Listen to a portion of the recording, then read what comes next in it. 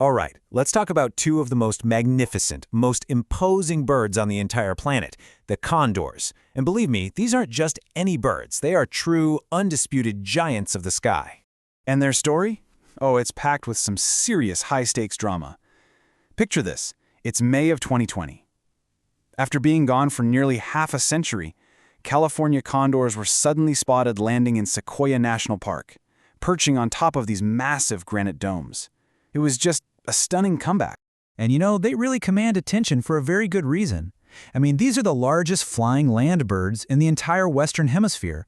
Only a handful of species on Earth can even come close to their sheer size and stature. Now here's the thing. There are only two species of condor in existence. So let's kind of break down the differences between the Andean condor of South America and its very famous cousin, the California condor. Okay, if you're just looking at the stats, the Andean Condor is kind of a heavyweight champion here. It's got a wider wingspan, and it's a heavier bird. But, and this is a really big but, look at those population numbers.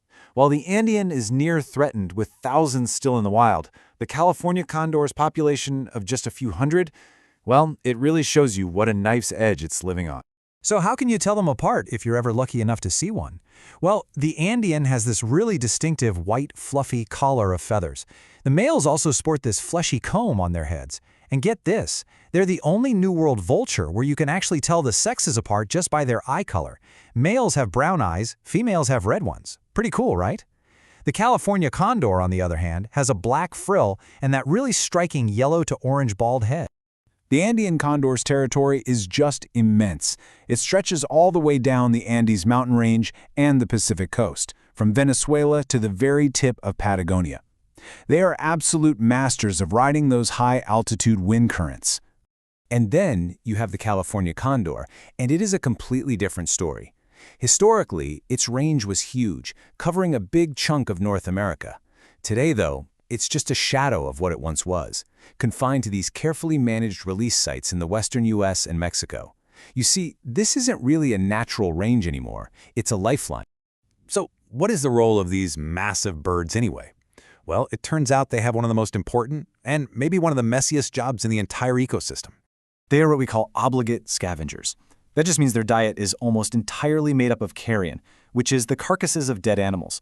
So they don't hunt, they clean up. By feasting on big carcasses, their incredibly powerful stomach acid neutralizes all sorts of dangerous bacteria like botulism and anthrax, which helps prevent diseases from spreading. A thriving condor population is actually a really great sign of a healthy, functioning ecosystem. But, you know, this vital role didn't protect the California condor. Its story took a terrifying turn in the 20th century, pushing it to the absolute brink of vanishing from the Earth forever. So, what was the main problem? Well, the primary culprit is lead poisoning.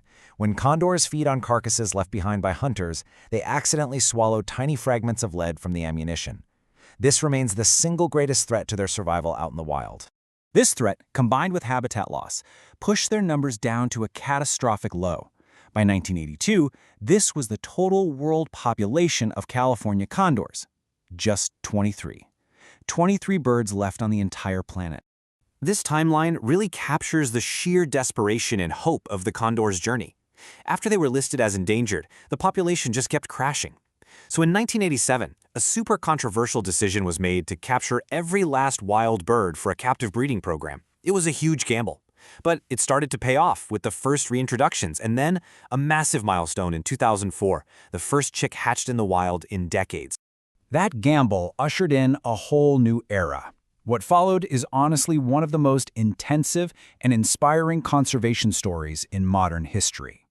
From just 23 birds, the total population today, and that includes both wild and captive condors, is now over 500. That is a staggering comeback from the very edge of oblivion. And you can see it right here. That tiny little bar representing those 23 birds back in 1982. Compare that to the over 340 now flying free in the wild and the total population of more than 500. It's a visual testament to a truly monumental effort.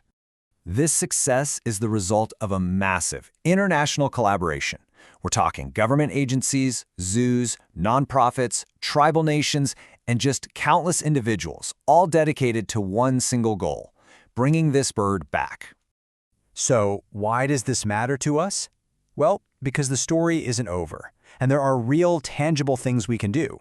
The most impactful is for hunters to choose non-lead ammunition. But even hikers and campers can help.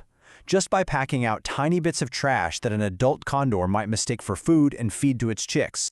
Ultimately, the fate of the condor is like a barometer for the health of our wild spaces. Like this quote says, if they're thriving, it means the entire ecosystem is probably doing pretty well too. They are an indicator of our success or our failure at being good stewards of the land. The story of the condor is a powerful reminder of how close we can come to losing something forever. But you know what? It's also a massive story of hope. It proves that with dedication, collaboration, and science, we can pull a species back from the brink. So the question for all of us is, as these giants return to our skies, if we can save the condor, what else are we capable of healing?